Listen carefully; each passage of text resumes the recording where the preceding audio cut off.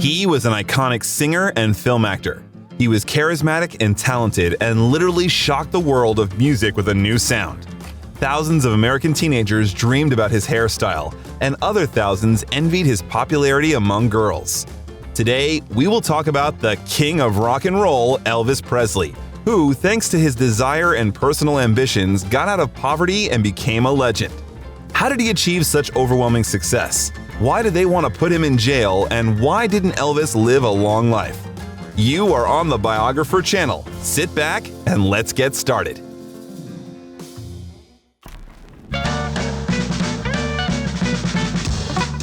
Elvis Aaron Presley was born on January 8, 1935 in Tupelo, Mississippi. His parents, Vernon Elvis and Gladys Love Presley, lived in a shotgun house that Vernon built for the birth of the child. Elvis wasn't the family's only expected child. His twin brother, Jesse Garon Presley, who was born half an hour before Elvis, was stillborn. His father was of German, Scottish, and English descent, and his mother, Gladys, was of Scotch-Irish with French-Norman ancestry. They were working-class families and native Cherokees in the clan.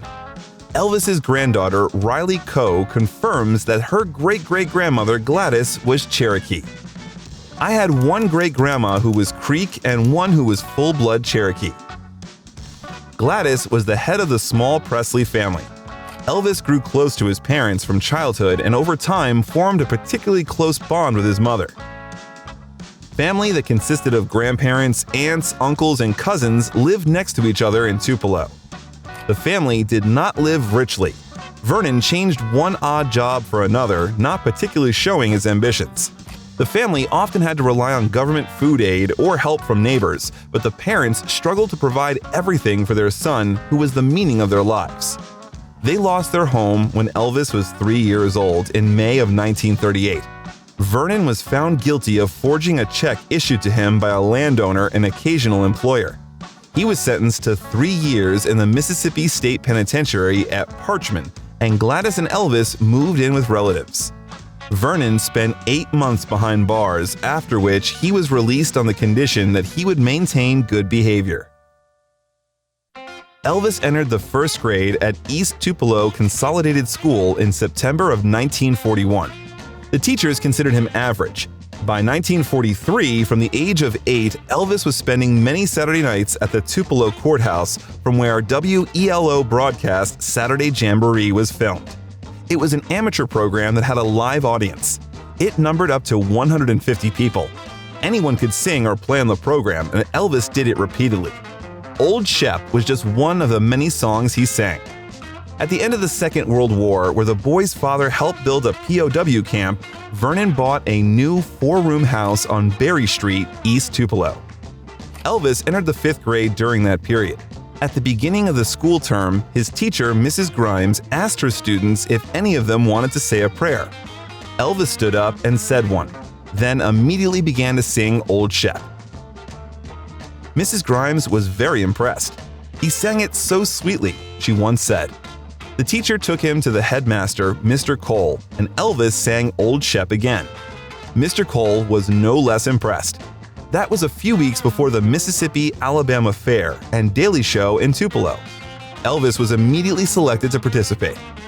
Elvis sang for the public on October 3, 1945 on Children's Day at the annual Mississippi-Alabama Fair and Dairy Show in the Central Square. That was his first public performance. 10-year-old Elvis stood on the chair by a microphone and sang Old Shep at a youth talent show on WELO radio. It is said that Elvis took second place by putting on his glasses and standing on a chair to reach the microphone in front of several hundred people. He wore glasses for a short time in 5th grade. Elvis was supposed to receive free tickets to all the attractions of the fair and $5 for second place. However, according to his flashbacks, he took 5th place, and on the same day, instead of a prize, he received a spanking from his mother for participating in one of the most dangerous attractions. Gladys bought her son his first guitar at the Tupelo hardware store for $7.90 for Elvis's 11th birthday on January 8th next year. According to the owner of the store, F.L. Bobo, Elvis wanted either a rifle or a bicycle, but his mother only had the money for a guitar, so she persuaded Elvis to buy it. He received basic guitar lessons from 2 of his uncles and a new pastor at the family church over the next year. Presley recalled, "I took the guitar and I watched people and I learned to play a little bit, but I would never sing in public. I was very shy about it." Just 11 months after buying the house on Berry Street, the family sold it and moved to Tupelo in a small alley next to the fairgrounds, right across from the black quarter of the city Shake Rag. Elvis went to 6th grade at Milam Junior High School. He was invited to sing the song at the request of teacher Mrs. Camp. She recalled, "He was so good, the children just got quiet and were pleased with him." He began bringing his guitar to school daily the following year. He played and sang at lunchtime and was often teased by his classmates as a cheesy kid playing hillbilly music. Presley was a fan of the Mississippi Slim Show on the Tupelo WELO radio station. Mississippi Slim was his first musical hero. Slim's younger brother, who was one of Presley's classmates and often took him to the radio station, described Elvis as crazy about music. Slim told Presley even more new things about playing the guitar, demonstrating the technique of playing chords. He was allowed to sing twice live on the station, hosted by Mississippi Slim when Elvis turned 12. However, for the first time, the boy had serious stage fright and was unable to appear in the scheduled performance. Nevertheless, he appeared on the air and performed the song with the support of a musician a week later. At the age of 13, in November of 1948, he and his family moved to Memphis, Tennessee, 80 miles northwest of Tupelo, and lived in downtown boarding houses for much of the next year. Thus, the family changed about 10 dwellings.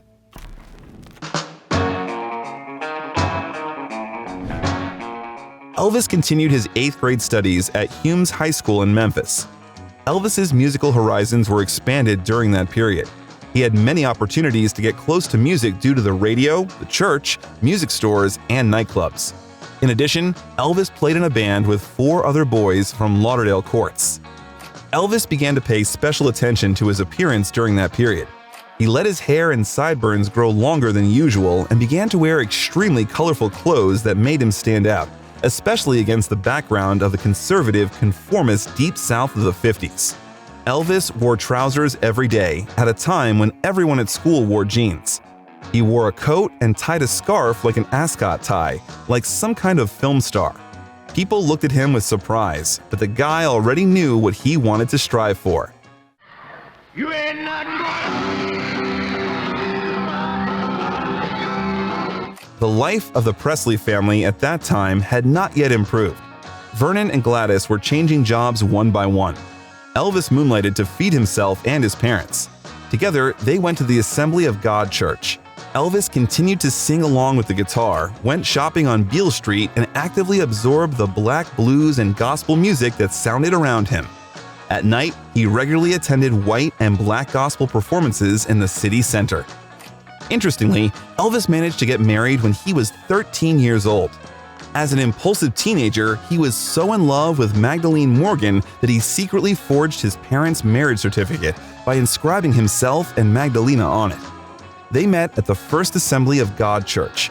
Elvis set September 11th as the date of marriage, which would surprise Magdalene 50 years later when she found out about it.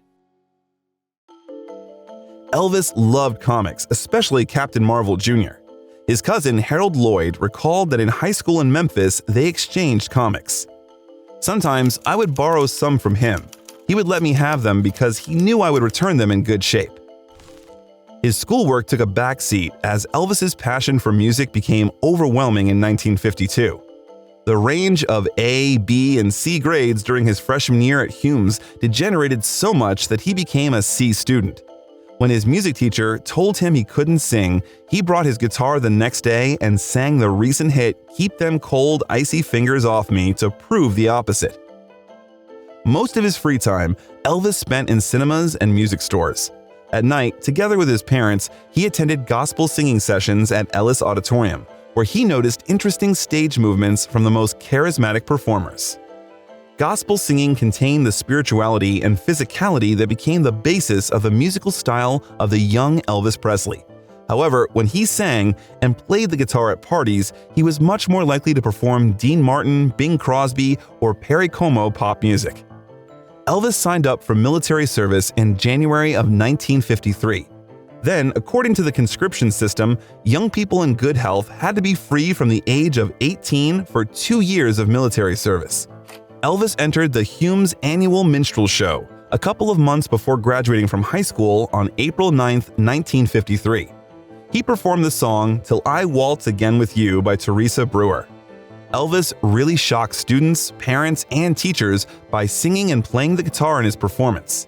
He later recalled, "I wasn't popular in school. I failed music, only thing I ever failed. And then they entered me in this talent show. When I came on stage, I heard people kind of rumbling and whispering and so forth, because nobody knew I could even sing. It was amazing how popular I became in school after that." That performance greatly contributed to the reputation of the future singer. Presley, who had received no formal musical training and could not read music, learned and played by ear. During that period, he frequented in music stores which had jukeboxes and listening booths. By the last year of school, Elvis knew all the songs of Hank Snow and adored the records of other country artists such as Roy Acuff, Ernest Tubb, Ted Daffan, Jimmy Rogers, Jimmy Davis, and Bob Wills. One of Elvis's favorite performers, Southern gospel singer Jake Hess, significantly influenced his style of singing ballads. He was a regular participant on the monthly All-Night Singings Countdown. Whenever possible, he attended blues concerts in the segregated South only on evenings reserved exclusively for white audiences. And of course, he listened to regional radio stations like WDIA AM that played racing records, spirituals, blues, and the modern, backbeat, heavy sound of rhythm and blues. Local African-American musicians such as Arthur Crudup and Rufus Thomas inspired some of Presley's future work. Graduating from school was the starting point in the high world of music for Elvis, where he had long dreamed and hoped to get.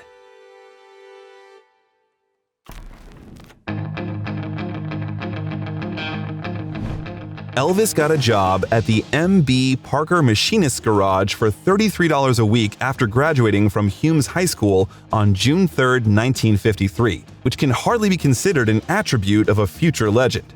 But soon everything fell into place. Presley registered at the office of Sun Records in August of 1953. He wanted to pay for a few minutes of studio time to record a double-sided record, My Happiness and That's When Your Heartaches Begin. He later claimed that he wanted to give the record to his mother for her birthday, even though a nearby general store had a much cheaper amateur recording service. He probably chose Sun Records hoping to get noticed. The studio administrator, producer Marion Keisker, repeatedly asked the guy which of the performers he looked like, to which Elvis replied, "I sing all kinds. I don't sound like nobody." Marion remembered Elvis at their first meeting as shy, a little woebegone, cradling his battered, beat-up child's guitar. The boss of the studio, Sam Phillips, called Marion after the recording was completed with a request to write down the name of that guy, to which she herself replied, "Good ballad singer. Hold." During the recording, Elvis asked Marion Keisker if she knew any bands that were looking for a singer, but the answer was disappointing. During the first months of his musical development, he knew that he wanted to become a singer, but did not know how exactly to do it. So he just hung around Memphis recording service studios for a few months. It wasn't until January of 1954 that Presley recorded his second personal album, I'll Never Stand in Your Way, and It Wouldn't Be the Same Without You. I'll never stand in your way. But that didn't help him become a professional artist. Elvis failed an audition for the local vocal quartet Songfellows after being told he couldn't sing. Elvis changed work due to instructions from his former boss to cut his hair in April. He got a job as a truck driver at Crown Electric for a good salary of $40 a week. His friend, Ronnie Smith, who was also a music enthusiast with whom they played several shows, was already in a real professional band at the age of 16. That group was led by Eddie Bond, who had been playing in Memphis for several years and was now in need of a vocalist. Ronnie suggested Elvis for the position, but after a couple of songs, Presley failed. Bond rejected him, advising to keep driving the truck. He said that he would never be a singer. fate literally gave the guy a second chance at that time. He found out that Sun Records boss Sam Phillips was looking for a new, amazing sound. He needed a performer who could bring to a wider audience the sound of black musicians who were very popular. Sam bought a demo of Jimmy Sweeney's ballad Without You, believing that it would suit a teenage singer, so he invited Elvis to the studio. Phillips did not like his performance, but he asked Presley to sing as many songs as he knew. He was so impressed with what he heard that he invited two local musicians, guitarist Winfield Scotty Moore and double bassist Bill Black, to compose and record something with Elvis. The musical session that took place on the evening of July 5th until late night was completely unsuccessful. Presley picked up his guitar and played Arthur Crudup's 1946 blues number That's All Right, when everyone was about to stop trying and go home. Moore recalled that, all of a sudden, Elvis just started singing this song, jumping around and acting the fool. And then Bill picked up his bass, and he started acting the fool too. And then I started playing with them. Sam, I think I had the door to the control booth open. He stuck his head out and said, "What are you doing?" And we said, "We don't know." "Well, back up," he said. "Try to find a place to start and do it again." Phillips immediately started recording because that was the sound he was looking for. Popular Memphis DJ Dewey Phillips played That's All Right on his Red Hot and Blue show 3 days later. The listeners began to call wanting to know who was that singer. There was such interest that Dewey Phillips played the record on repeat for the remaining 2 hours of his performance. He interviewed Presley live and asked him what high school he went to clarify his color to many callers. Many of them assumed he was black. Over the next few days, the trio with Elvis recorded Bill Monroe's Blue Moon of Kentucky in a bluegrass style, again in a distinctive style using an artificial echo effect that Sam Phillips called slapback. Thus was released a single with That's All Right and Blue Moon of Kentucky. And he would record the music to this machine. It's mono, so everything would go live. He might have 4 microphones, but it would all go to 1-track tape, so there's no changing anything later. Eddie Bond asked Ronnie Smith to find out if Elvis wanted to sing with him now after the record became a hit in Memphis. Elvis politely declined the invitation. Presley, Moore, and Black performed in public for the first time at the Bon Air Club on July 17th. Elvis still performed with his first guitar. The trio played at the Overton Park Shell at the end of the month. That performance became special because of Elvis's eccentric dance. He performed Rubber Legs for the first time, but soon it would be his most recognizable signature movement.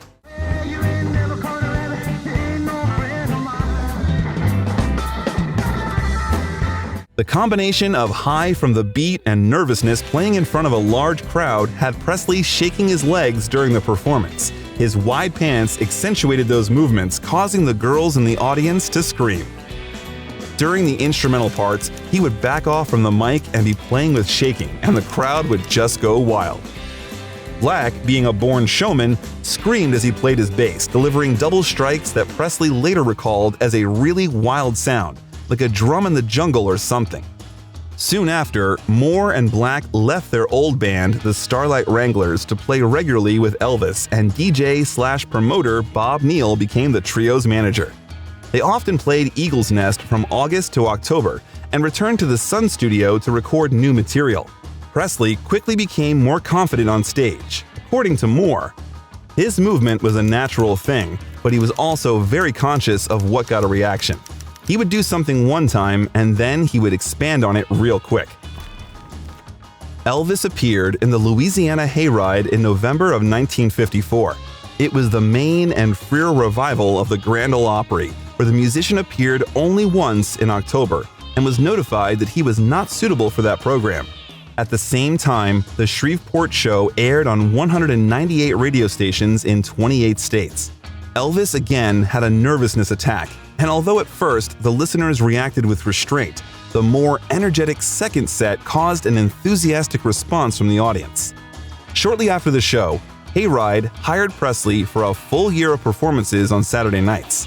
After trading his old guitar for $8 and seeing it immediately go to the rubbish, Elvis purchased a Martin guitar for a hefty $175. That's $1,800 in 2022.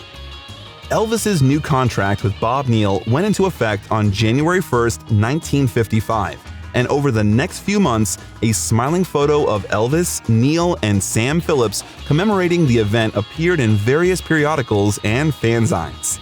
And the trio went to play in new places, including New Orleans, Louisiana, Houston, Texas, and Texarkana, Arkansas. Elvis, along with many up-and-coming artists like Minnie Pearl, Johnny Horton, and Johnny Cash, sang the praises of Louisiana Hayride's sponsor, donut maker Southern Made Donuts. Presley had a lifelong love of donuts, receiving a box of them with hot icing in exchange for a radio promo tape. Unfortunately, that Elvis commercial was never released. Soon, Presley made his first television appearance on KSLA's TV's Louisiana Hayride, and his regular Hayride appearances, constant touring, and well-received record releases made him a regional star from Tennessee to West Texas. That brought to him the attention of Colonel Tom Parker, whom Bob Neal considered the best promoter in the music business. Parker invited Presley to perform at Hank Snow's February country tour. Elvis's fourth singles, Baby Let's Play House and I'm Left, You're Right, She's Gone, were released on April 10th. Well, you may go to college, you may go to school. That release was considered especially successful for a young artist. In May, Presley toured the South daily, which led to Colonel Parker writing to Bob Neal at the end of the month that he wanted to participate in promoting Elvis's career. Elvis went to Texarkana on June 5th after another show. Elvis's pink and white Cadillac catches fire and burns out about halfway to Texarkana, in Fulton, Arkansas. Elvis's mother, Gladys, would always remember waking up from a deep sleep with the feeling that something was wrong. Others remembered Elvis sitting on the side of the road and being devastated watching his dreams go up in smoke. Elvis bought a new pink 1955 Cadillac Fleetwood 60 with a black top to replace the burnt one a month later. A removable wooden roof rack was used for the band's instruments. Thanks to a neighbor, Elvis repainted the car in pink, which he developed for Elvis. He called it Elvis Rose. Presley gave that Cadillac to his mother, thus turning it into perhaps the most famous car in the world. Gladys always proudly referred to it as her car. Elvis was very fond of that car. One November, Johnny Cash joined Presley's show and was amazed to see that Elvis took the time to hand-wash his car thoroughly after driving it in the rain and through the mud on the way to Texarkana. By the way, would you like to know more about the difficult life of Johnny Cash? We always consider the wishes in the comments. Write whose biography you would like to know. Sun had already made 10 releases of Elvis Presley, Scotty, and Bill by August. A drummer joined the trio on the last recordings. Some songs, like That's All Right, were written in a language that one Memphis journalist called R&B idiom of Negro field jazz. And other songs, like Blue Moon of Kentucky, were more in the country field, but there was a curious blending of the two different musics in both. That mix of styles prevented Presley's music from receiving radio airplay. According to Bob Neal, many country music disc jockeys wouldn't play his music because he looked so much like a black artist. None of the R&B stations would pick him up because he sounded too much like a hillbilly. It was called rockabilly when that mix gained popularity. Elvis was already being called the King of Western Bop, the Hillbilly Cat, and the Memphis Flash at that time. The audience had never heard such music before, and they had never seen anyone before who played like Elvis Presley. Elvis almost always overshadowed all the headliners, even in the first days. Wherever he went, Elvis caused a big stir. Girls were screaming, fainting, and chasing him all over the South. Presley renewed Neal's management contract in August of that year, appointing Colonel Parker as his special advisor. The band maintained an extensive touring schedule during the second half of the year. Neal recalled, "It was almost frightening, the reaction that came to Elvis from the teenage boys. So many of them, through some sort of jealousy, would practically hate him. There were occasions in some towns in Texas when we'd have to be sure to have a police guard because somebody'd always try to take a crack at him." Almost every major and independent record company were asking about him by the summer of 1955. Elvis Presley was named the most promising male artist of the year at the Country Disc Jockey Convention in early November. Several record companies were interested in signing a contract with him. Elvis told them about his imminent transition to RCA, although the Colonel had yet to complete the deal. 3 major labels made offers worth about $25,000. Parker and Phillips made a deal with RCA Victor to purchase Presley's contract from Sun, including all material, for an unprecedented $40,000. The musician, at the age of 20, could not yet sign the contract himself, so his father did it for him. Parker arranged with the owners of Hill and Range Publishing, Gene and Julian Aberbach, to create 2 organizations, Elvis Presley Music and Gladys Music, to process the material Presley had recorded. The songwriters had to give up 1/3 of their regular fees in exchange for Elvis performing their compositions. RCA Victor began to heavily promote Presley by December and re-released many of his older recordings before the end of the month. Elvis held his first recording session for RCA at their Nashville studio 2 days after his 21st birthday, on January 10th of next year. RCA Victor brought in guitarist Chet Atkins and 3 backing vocalists, including Gordon Stoker of the popular Jordanaires Quartet, to expand the sound, in addition to Presley's usual support of Moore, Black, Fontana, and Hayride pianist Floyd Kramer in concert. Among the songs recorded during that session was the unusual and slightly dreary Heartbreak Hotel. It's down at the end of Lonely Street, that Heartbreak Hotel where I'll be. The single sold over 300,000 copies in its first 3 weeks of release. Soon, it would hit number 1 on the Billboard Pop Singles chart for 8 weeks, as well as number 1 on the country chart and number 5 on the R&B chart. It became Elvis's first single to sell over 1 million copies, earning Elvis his very first gold record. In the meantime, Parker brought Presley to national television by inviting him to the CBS stage show in New York, which included 6 appearances in 2 months. After the first show, Presley stayed in town to record at RCA Victor Studios.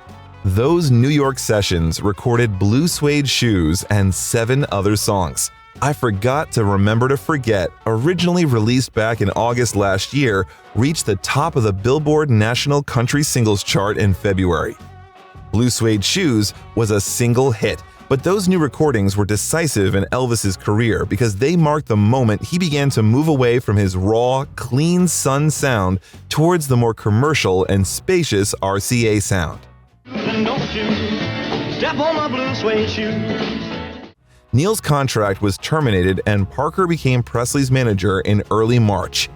RCA Victor released Presley's self-titled debut album on March 23rd. Together with 5 unreleased Sun recordings, the 7 recently recorded tracks were the most diverse.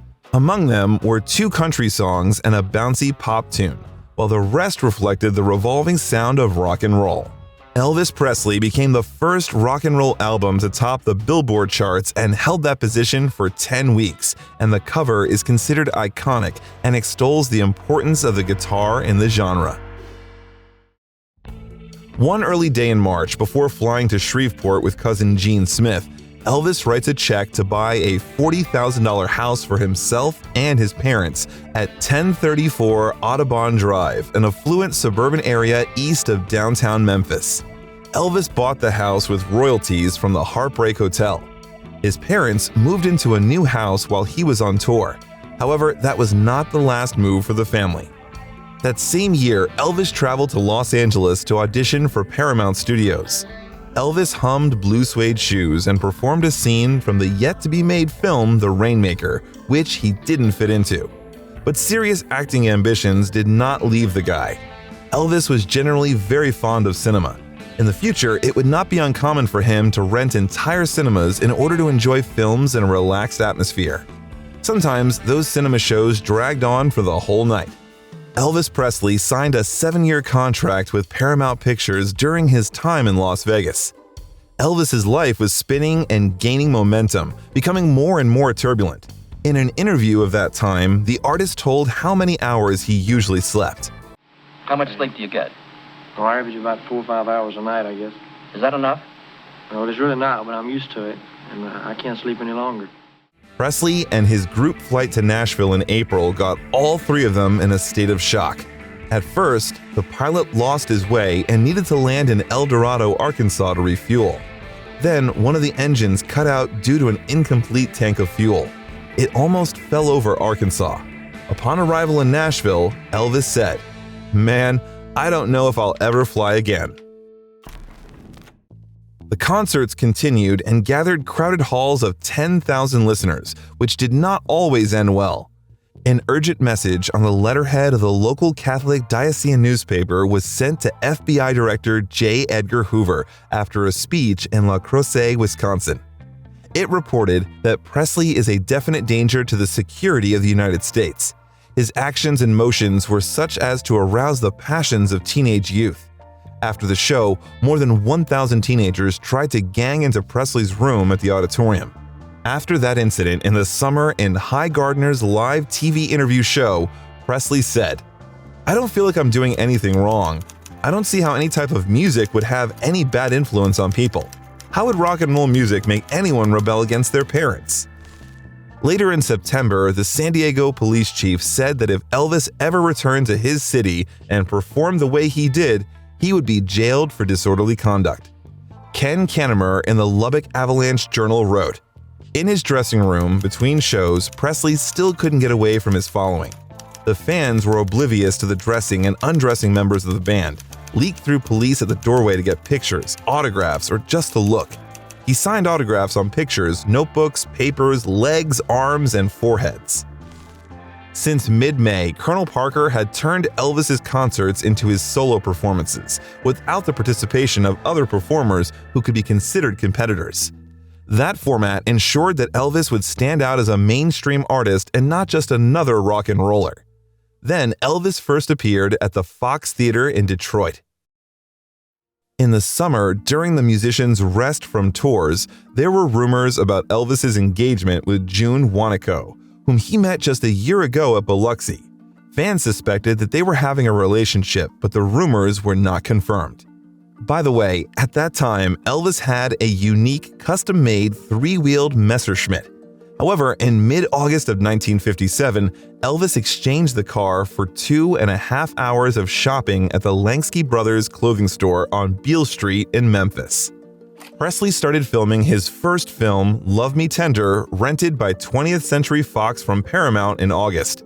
It was originally called The Reno Brothers, but was renamed after release to capitalize on the Elvis single, which was sure to be a hit thanks to the soundtrack. Love me tender, love me true, all my dreams fulfill. The film premiered on November 16th at the Paramount Theater in New York, followed by nationwide cinema shows. The film was set in the American South during the Civil War era of the 1800s.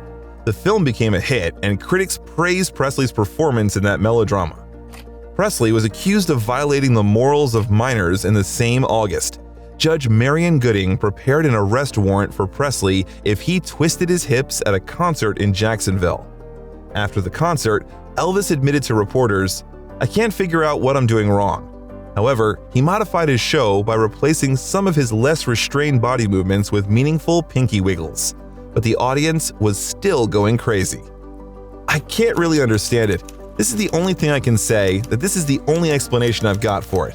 I've been doing the same thing ever since I started singing on stage, for at least 2.5 years now. It's only been the past few months that I've felt criticism. I guess it's because my records have become bigger and everything. I guess the more popular you are, the more criticism you get."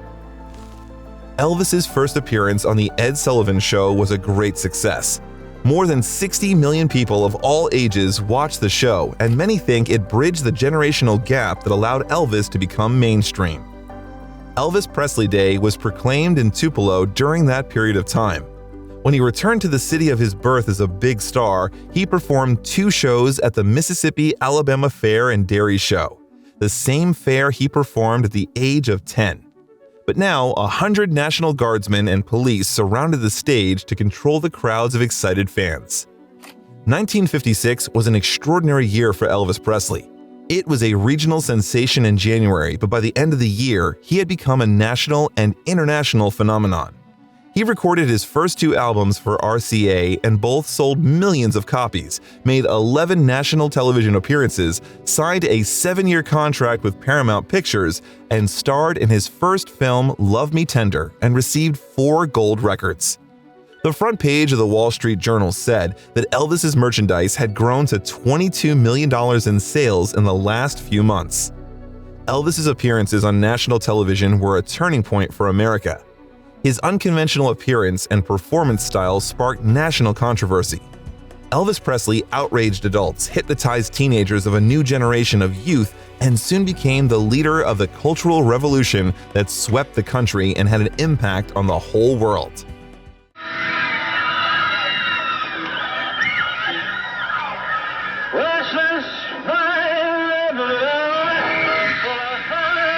The modest 3-bedroom ranch-style house on Audubon Drive in East Memphis no longer suited the family of a star of that caliber, with thousands of onlookers and fans hanging around the house every day waiting for Elvis.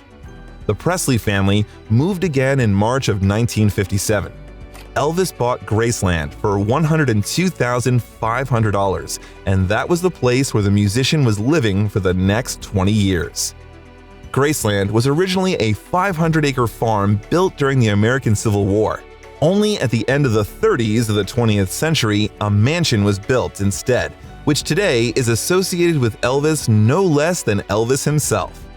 When Elvis Presley was a child, he promised his parents that he would make a lot of money and buy them the best house in town, ending years of struggle.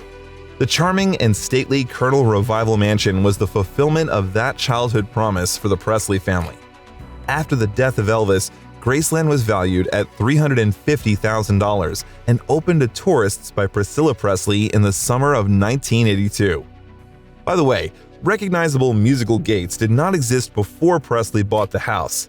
They were designed by Abe Saucer specifically for Elvis and custom built by John Dillers Jr. of Memphis Doors Incorporated. Elvis's second album came soon and included Old Shep. When I was a lad, that old ship. First performed at a talent show back in 1945. Tours continued, concerts ended in violent and sometimes uncontrollable crowds of listeners on stage, with the Detroit newspaper suggesting that the problem with attending Elvis concerts was that you could get killed. Frank Sinatra was even more critical, describing rock and roll as brutal, ugly, degenerate, vicious. It fosters almost totally negative and destructive reactions in young people. It smells phony and false. It is sung, played, and written for the most part by pretentious goons. This rancid-smelling aphrodisiac I deplore.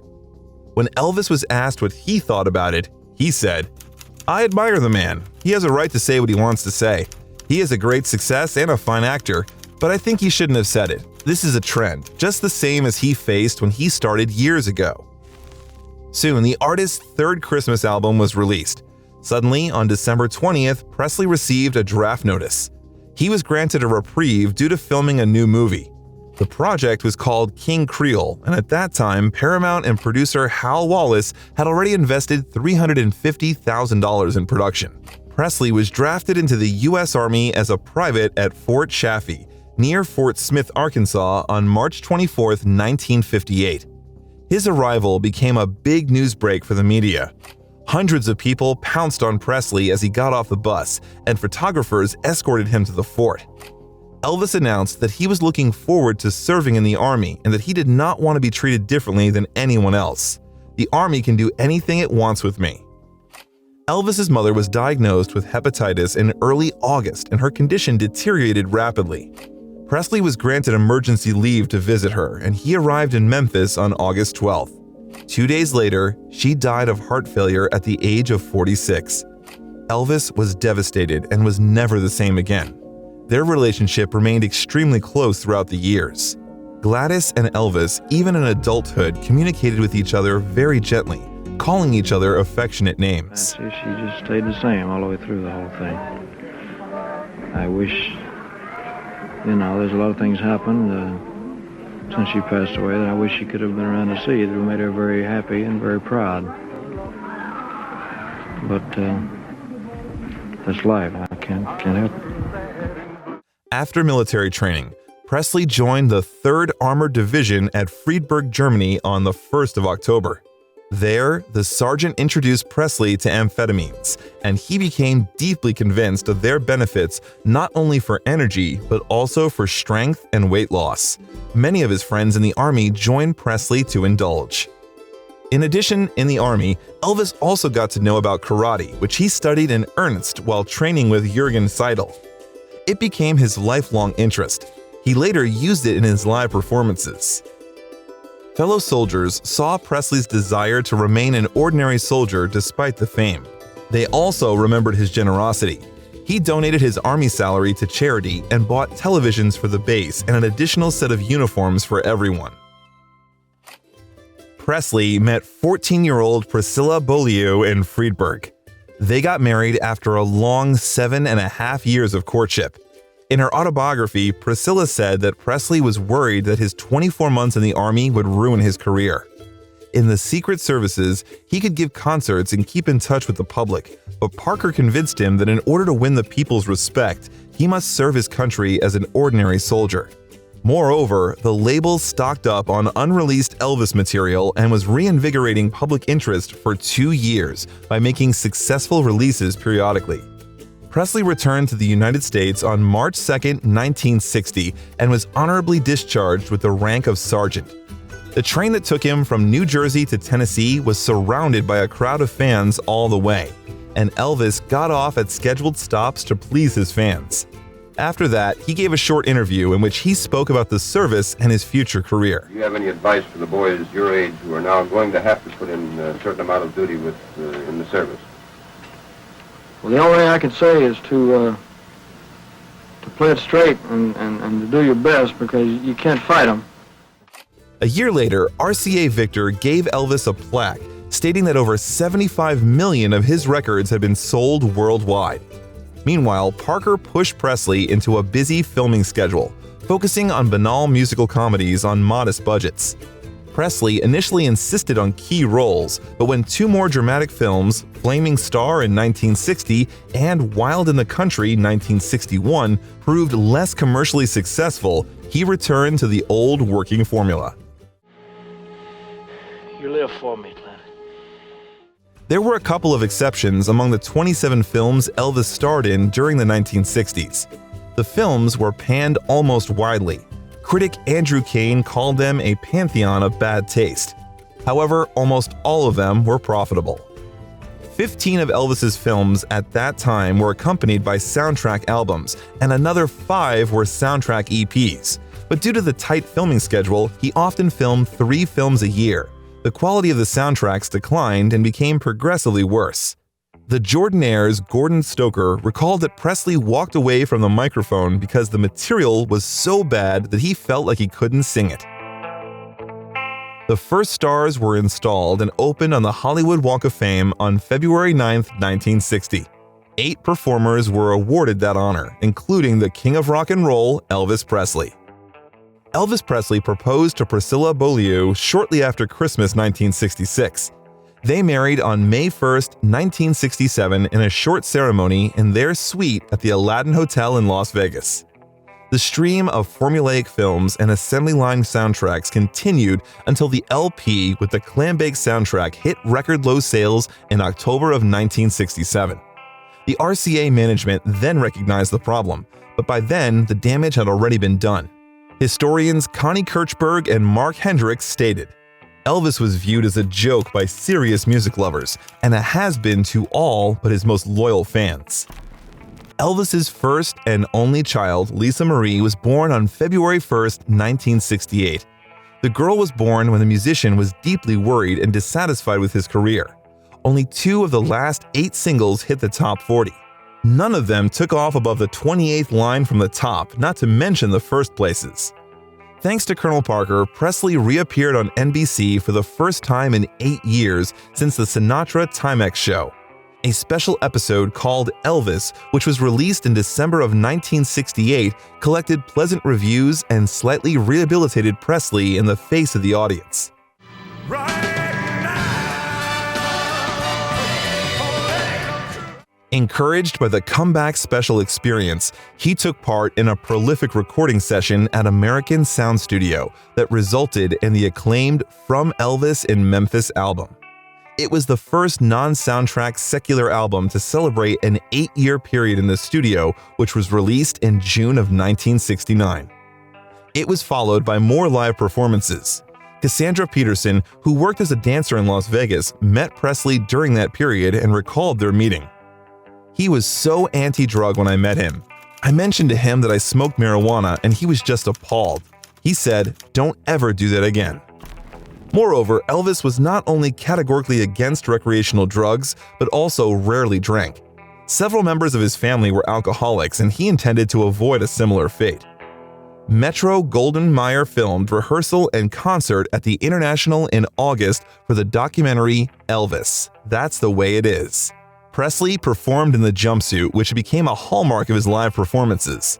During that period, Elvis received death threats unless $50,000 was paid. He had often been the target of many threats, unbeknownst to him since the 1950s. The FBI took the threat seriously and increased security for the next 2 shows. Presley took the stage with a Derringer in his right boot and a .45 caliber pistol in his belt. Fortunately, the concerts passed without incident. Presley met with President Richard Nixon at the White House on December 21, 1970. Elvis expressed his patriotism and how he thought he could apply to hippies to help fight against the drug culture that he and the president hated. Elvis asked Nixon for the Bureau of Narcotics and Dangerous Drugs badge to add to the collection of his similar items he was starting to collect, and thus signified the official sanction of his patriotic efforts. The U.S. Junior Chamber of Commerce named Presley one of the 10 most outstanding young men of the nation on January 16, 1971. Shortly thereafter, the city of Memphis named the section of Highway 51 South where Graceland is located Elvis Presley Boulevard. In the same year, Presley became the first rock and roll singer to receive the Lifetime Achievement Award, the Bing Crosby Award, from the National Academy of Recording Arts and Sciences, the Grammy Award organization. In the same year, 3 new studio albums by Presley, which were not related to the cinema, were released. Best of all, the critics appreciated Elvis Country. It was a concept album focused on the standards of the genre. When I was young, my heart was young then too. Anything that it would tell me, that's the thing that I would do. He also filmed again by Metro-Goldwyn-Mayer the following year, that time in Elvis on Tour, which won the Golden Globe Award for Best Documentary Film that same year. Meanwhile, Presley's relationship was getting worse and much more confusing. He and his wife became increasingly distant, estranged, and barely cohabiting. His relations with Joyce Bova, unexpectedly for Elvis, led to her pregnancy and abortion in 1971. He often spoke to her about the possibility of moving to Graceland, believing that he and Priscilla would probably get a divorce. The Presleys got divorced on February 23, 1972, after Priscilla revealed her relationship with Mike Stone, a karate instructor whom Presley had recommended to her. 5 months later, Presley's new girlfriend, Linda Thompson, a songwriter and former Memphis beauty queen, moved in with him. Presley filed for divorce on August 18th. Then, at a rare press conference, a reporter asked Presley if he was happy with his image, to which Elvis replied, "Well, the image is one thing and the human being another. It's very hard to live up to an image." Presley played 2 charitable concerts for the Kauai League Cancer Fund in January of 1973 due to the groundbreaking television special Aloha from Hawaii, which was the artist's first solo concert to be broadcast worldwide. Presley's stage costume has become the most elaborate and most recognizable, with which his modern image is closely associated.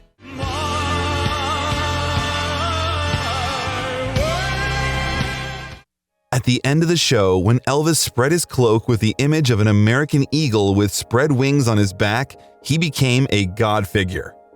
Finally, Presley's divorce process was finalized on October 9, 1973. The musician was very worried about Mike Stone and even thought of killing him. Elvis was almost attacked at the last concert and thought that it was Stone who sent killers to him. In fact, they were some rabid fans who, in a fit of love for their idol, climbed onto the stage. However, by that time, Elvis's health had seriously deteriorated. He overdosed on barbiturates 2 times in a year and spent 3 days in a coma after the first incident in his hotel room. He was hospitalized in a semi-comatose state in the end of 1973 due to pethidine addiction. According to his doctor, Dr. George C. Nicopolis, Presley felt that by getting drugs from a doctor, he wasn't the common everyday junkie getting something off the street. The possible reason for his deteriorating health was that since his return, Elvis had given more live performances every year, and in 1973, there were 168. It was his busiest schedule. He ventured into another intense touring schedule in 1974 despite failing health. The 2 most popular and successful concert performers of the 1970s were Elvis Presley and Led Zeppelin. And coincidentally, they caught up in May of 1974 because they shared a common promoter. Although Elvis was not a big fan of hard rock, he knew who the Zeppelins were. At some point, he was probably alerted to the presence of a rock band in the hall because he turned to his musicians. Wait a minute, if we can start together, fellas, because we've got Led Zeppelin out there, let's try to look like we know what we're doing, whether we do or not. Unfortunately, in September, Elvis's condition worsened dramatically. Keyboardist Tony Brown recalled Presley's arrival at a concert at the University of Maryland. He fell out of the limousine to his knees. People jumped to help, and he pushed them away like, "Don't help me." Guitarist John Wilkinson recalled, "I watched him in his dressing room, just draped over a chair, unable to move. So often I thought, boss, why don't you just cancel this tour and take a year off? He patted me on the back and said, 'It'll be all right. Don't you worry about it.'" RCA began to worry when Elvis lost interest in recording. Elvis has not been able to record a single since 1973. RCA shipped a mobile recorder to Graceland that made 2 full-scale recording sessions possible at Presley's home in 1976. The recording process became a struggle for him even with that convenient approach. The released singles did not become significant hits, although the figure of Elvis Presley was still significant at the national level. Presley and Linda Thompson broke up in November of that year, and he soon met Ginger Alden. He proposed to the girl and gave her an engagement ring just 2 months later, although some of his friends later claimed that he had no serious intentions of remarrying. During that period of time, Elvis canceled concerts because he could no longer sing normally and be on stage for a long time. Elvis's father, Vernon, became closely involved in his son's finances and fired his 3 bodyguards, called the Memphis Mafia, citing budget cuts. In the same year, the book Elvis: What Happened was published, co-authored with fired bodyguards. Elvis was devastated by the book and unsuccessfully tried to stop its publication by offering money to publishers. By that point, Presley was already suffering from glaucoma, hypertension, liver damage, and colon enlargement, an illness increased and exasperated by drug use. Presley was going to fly out of Memphis to begin a new tour on a Tuesday evening on August 16, 1977. He had a good rest with his friends the day before and went to his bedroom in Graceland. On the day of departure, Ginger Alden found him unconscious on the bathroom floor. Elvis was taken to the hospital, but upon arrival, he was already dead. Attempts to resuscitate him were unsuccessful, and at 3:30 p.m., Elvis Presley was announced dead at Baptist Memorial Hospital at the age of 42.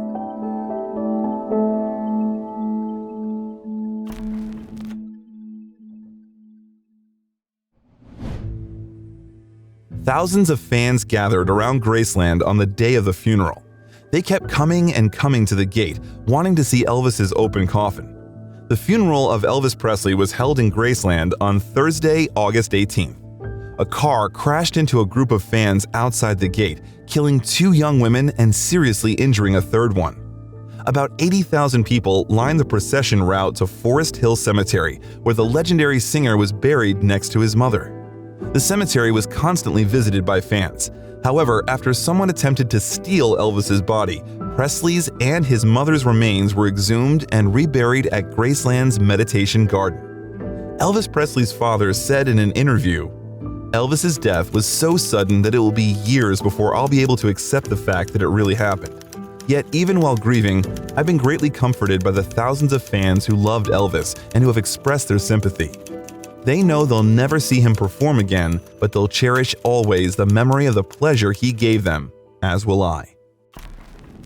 Although due to mismatches between medical indications and causes of death, there is still a conspiracy theory among fans that Elvis faked his death and there was a doll in the coffin at the funeral. President Jimmy Carter made a statement appreciating Elvis's impact on the nation's culture. His music and his personality, fusing the styles of white country and black rhythm and blues, permanently changed the face of American popular culture. His following was immense, and he was a symbol to people the world over of the vitality, rebelliousness, and good humor of his country. 6 of Presley's posthumously released singles were top 10 country hits between 1977 and 1981. The famous Elvis Mansion was opened to the public in 1982. It has become the second most visited house, attracting over 500,000 visitors annually after the White House. It was declared a National Historic Landmark in 2006. Elvis has been inducted into 5 Music Hall of Fames: the Rock and Roll Hall of Fame, the Country Music Hall of Fame, the Gospel Music Hall of Fame, the Rockabilly Hall of Fame, and the Memphis Music Hall of Fame. He was awarded the W.C. Handy Award from the Blues Foundation and honored with the first Golden Hat Award from the Academy of Country Music in 1984. He got the American Music Awards Award of Merit in 1987. Elvis has been in the top 3 top-earning deceased celebrities according to Forbes magazine for 15 years since 2000, with a record annual income of $60 million. Presley is the record holder for most songs in the Billboard Top 40 with 115 songs. Elvis kept several horses at Graceland. They are still important to the Graceland estate. Elaine Alexander, a local former teacher, has been taking care of horses in Graceland for 38 years. She and Priscilla Presley love horses, so a special friendship has developed between them. Elvis brought horses to Graceland specifically for Priscilla. A horse named Palomino Rising Sun was Elvis's favorite horse, and there are many photos of him riding it. Respect for the personality of Elvis does not subside to this day. President Donald Trump posthumously awarded Presley the Presidential Medal of Freedom in 2018. And after some time, information about the forthcoming biopic about Elvis Presley appeared. And now, on May 25, 2022, the first premiere of Elvis took place at the Cannes Film Festival. The theatrical release is scheduled by Warner Brothers on June 24th. The film will tell about the life and career of Elvis Presley, from childhood to becoming a singer, rock and roll star, and film actor, as well as his complicated relationship with his manager, Colonel Tom Parker, who will be played by Tom Hanks. The role of Elvis went to Austin Butler, and the young Presley will be performed by Shaden Jay. Elvis Presley lived a short but eventful life, full of tours, moves, TV shows, unique encounters, big screen roles, and music. He became one of those who brought joy and inspiration to millions of people. And you can find out about other equally iconic personalities by clicking on the icon that appears on your screen. There are many more biographies of the favorites of millions on our channel, and every viewer will find something interesting here. You should follow the link and see for yourself. Thank you for watching this video to the end. It would be great if you liked it. This was The Biographer, and we do not say goodbye, we say see you again.